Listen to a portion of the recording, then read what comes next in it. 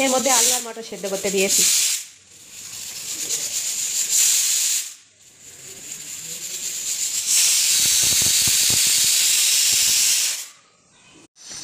সেই কথাই আছে না, এক পিস মাংস কী দিয়ে রান্না করব, তো এটাই ভাবতে ভাবতে তোমরা দেখলে প্রেশার কুকারে আমি আলু আর মটর সেদ্ধ করে নিলাম।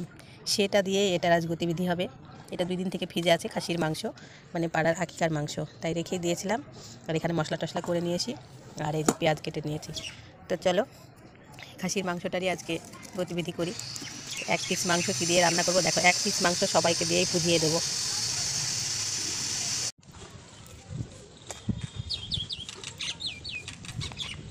শালিক পাখিতে গান ধরেছে দেখো এসে। এই যে দিয়ে দিলাম কড়াই সরষের তেল। কেউ আকিকার মাংস দিলাম এইভাবে একটু একটু ঘুগনি তৈরি করে খেয়ে ফেলি, বুঝেছো। দিয়ে দেবো তেজপাতা। ধুমো এদিকে আসিস নে, ধোয়াটা হাওয়াটা এদিকে আসছে তো। এখানে দিয়ে দিলাম দারচিনি, একটা মশলা, গরম মশলা আর লং। এইবার দিয়ে দেবো মাংসটা।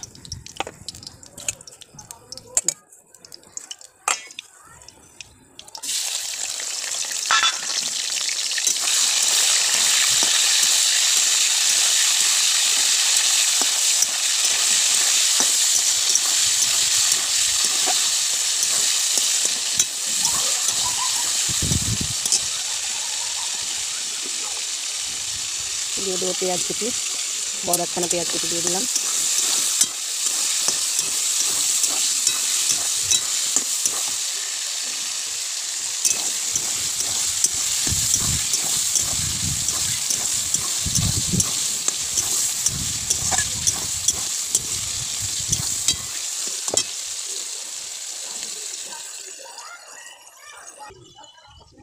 মাংসটা বসিয়ে দিয়ে এই যে মশলাটা রেডি করে নিচ্ছি। এখানে আদা রসুন বাটা, কাঁচা লঙ্কা বাটা, এটা হচ্ছে দিলাম জিরে বাটা, জিরে গুঁড়ো, এটা ধনিয়া গুঁড়ো, আর তোমার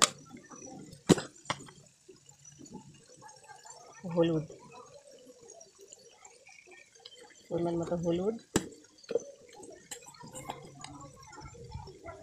এই যে শুকনো লঙ্কাটা অল্প দেবো, কাঁচা লঙ্কা বাটা যেহেতু বেশি দিয়েছি, কাঁচা লঙ্কা বাটা দিলে তরকারির স্বাদ বেশি ভালো লাগে, ঘুগনিটার স্বাদটা ভালো হবে। আর দিয়ে দেবো তোমার স্বাদ মতো লবণ। তো সব রকম মশলা দিয়ে দিব। এবার মশলাটাকে একটুখানি জল দিয়ে মশলাটা গুলিয়ে নিয়েছি। এতে তো জল দেবো না, ঘুগনি মানে মটর সেদ্ধর যে জলটা সেটাই একসঙ্গে আমি এতে দিয়ে দেবো। এই মশলাটা কষিয়ে নিয়ে মাংসের সঙ্গে মশলাটা কষিয়ে নেবো শুধু তাই। একটু সময় নিয়েই কষিয়ে নেবো, যেহেতু মাংসটা একটু ওর সঙ্গে মশলার সঙ্গে সেদ্ধ হয়ে যাবে। তার আগে তেলে আমি একটু ভালো করে ভেজে নিয়েছি পেঁয়াজ দিয়ে, নরম নরম করে, যাতে মাংসটা নরম হয়ে যায়।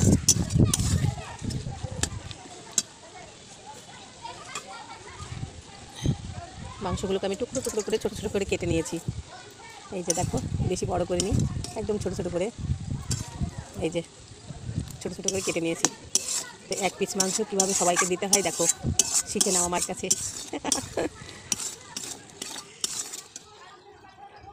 প্রেশার কুকারে দিয়ে সেদ্ধ করে নিয়েছি, এটা একটা গামলায় ঢেলে নেব। এইবার দিয়ে দেবো মটরগুলো, মটরের জল সহ মটরগুলো, আলুগুলো দিয়ে দেবো।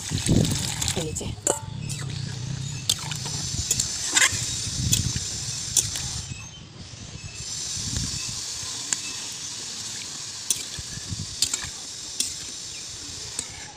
এবার 10-15 মিনিট মতো ঢাকা দিয়ে রান্না করে নেব। মটর কিন্তু আমি কিছু চামচ দিয়ে ভেঙে ভেঙে দিয়েছিলাম, যাতে খেতে ভালো লাগে। একটু গলা গলা মটরগুলো ওর সঙ্গে ঝোলের সঙ্গে মিশলে বেশ স্বাদ লাগে খেতে। এই যে মোটা আলুগুলো আমি একটু চামচ চিটকে দিয়ে এইভাবে ভেঙে ভেঙে দিলাম। তো এই ঘুগনি তরকারিটা আমার ছেলের খুব পছন্দ, এই তরকারিটার অর্ধেকটাই ও খেয়ে নেবে, বুঝেছো। আমার ছেলেটা বেশি পছন্দ করে ঘুগনি খেতে। এবার 15 মিনিট রান্না করে নেব, লাস্টে নামিয়ে একটু জিরে গরম মশলা ভাজা গুঁড়ো দেবো, ব্যাস তাহলেই হয়ে যাবে। একটু ঢাকা দিয়ে রান্না করে নেব। এই যে রেডি হয়ে গিয়েছে আমার। খুব কিন্তু গাঢ় করিনি, দেখো একটু পাতলা পাতলা ঝোল করেছি, যেহেতু পাতলা পাতলা পছন্দ করে, বেশি গাঢ় করলে অতটা পছন্দ করে না। তো এবার নামিয়ে নেব। ও হ্যাঁ হ্যাঁ, তোমাদেরকে বলতে ভুলে গেছিলাম, মটরটা কিন্তু আমি তার আগের রাতে, মানে আজকে যেদিনকে রান্না করছি তার আগের রাতে ভিজিয়ে রেখেছিলাম। রেখে তারপরে ধুয়ে ভালো করে তারপরে প্রেশার কুকারে দিয়ে সেদ্ধ করে নিয়েছি। তো চলো নামিয়ে নিই।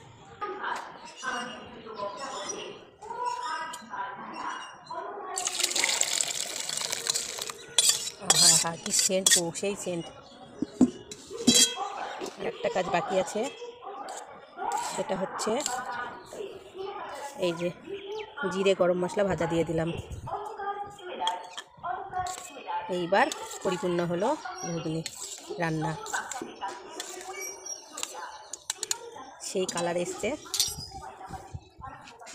রান্না করে খাবো না গরম গরম, তা কখনো হয়? এক বাটি তো আমি খেয়েই নেব, বুঝেছ? তো কেমন হলো রান্নাটা সবাই বলো। ভিডিওটা এ পর্যন্তই, সবাই ভালো থেকো, আল্লাহ হাফেজ।